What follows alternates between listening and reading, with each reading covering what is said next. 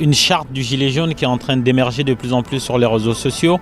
C'est une charte en 25 points et nous on a eu connaissance et c'est en plusieurs chapitres et notamment le dernier chapitre qui fait référence à la géopolitique, à la relation de la France. Venez, on va se mettre là.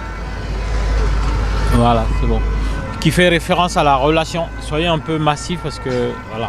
Qui fait référence à la relation de la France avec les États colonisés d'Afrique francophone. Il est notamment dit dans la charte que la France doit arrêter de mener des guerres dans les États africains, qu'elle doit arrêter de piller les ressources de ces pays, qu'elle doit arrêter le franc CFA et arrêter d'entretenir les dictateurs et rendre l'argent des États africains. Vous, dans un premier temps, quelle est votre analyse de cette charte de 25 points et aussi qu'est-ce que vous pensez de la partie consacrée à la géopolitique africaine? Le franc CFA, c'est un scandale absolu. C'est un élément de colonisation qui persiste et qui fait que la France et l'Union européenne s'enrichissent sur le dos des États africains tout en leur imposant une monnaie qui est surévaluée et donc qui empêche le développement de ces États africains. Et voilà, je pense qu'il faut l'abolir, que ce serait poursuivre le processus de décolonisation. Et si les gilets jaunes vont jusque-là dans leur pensée politique, et moi je trouve que c'est absolument formidable et je le soutiens mais de tout mon être, quoi. Voilà. J'aurais pas dit mieux que Jeanne, effectivement, le franc CFA, c'est une façon d'avoir encore la main sur un certain nombre d'États africains, on est typiquement dans la France-Afrique. Les Gilets jaunes ont une pensée qui est nébuleuse, qui est plurielle, et ça peut aller effectivement jusqu'à penser la place du franc CFA dans un certain nombre d'États africains. Et en cela, on aborde une question absolument fondamentale, qui est une question importante pour le futur des États africains et leur donner les clés de demain.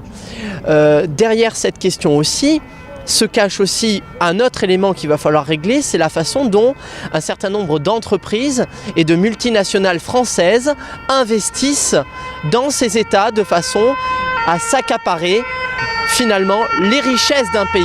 Je pense notamment à un exemple en particulier qui est tout à fait révélateur, qui est le groupe Bolloré, qui investit notamment en matière d'infrastructures portuaires dans ces États-là, et on achète finalement les outils logistiques, productifs, techniques de ces pays pour avoir la main mise sur leurs outils de production et leur système productif. Et en cela, c'est extrêmement grave.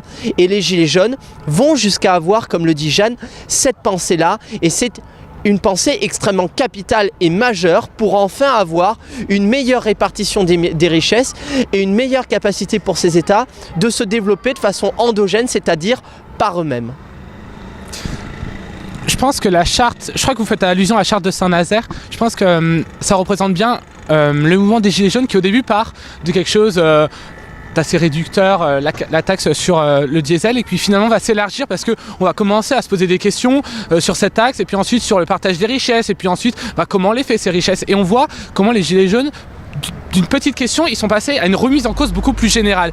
Et par exemple, on nous dit souvent qu'on veut se replier sur nous-mêmes parce qu'on serait contre le libéralisme économique, mais en fait, quand on veut arrêter les traités de libre-échange déséquilibrés avec les pays d'Afrique, c'est pas parce qu'on veut se fermer, c'est parce qu'on sait que si on veut leur laisser le moyen de se développer économiquement, il faut arrêter de piller leurs richesses.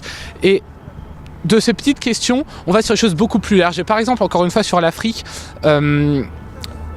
la transition écologique, on dit que souvent elle est absente des Gilets jaunes, mais au contraire, elle est complètement intrinsèque à ce mouvement. Parce que, par exemple, l'uranium, qui est extrait au Nigeria, en dépit des populations. Au Niger, pardon. Aux dépens des populations. Et ben oui, nous on fait une transition écologique parce qu'on veut arrêter d'exploiter ces populations. Ces populations, elles ont leurs ressources, c'est les leurs, elles doivent se développer avec. Et nous, à notre niveau, on doit aussi investir dans la transition écologique. Et c'est pour ça que Gilets jaunes, Gilets verts et Gilets rouges, à travers les continents, on sera là tous les samedis.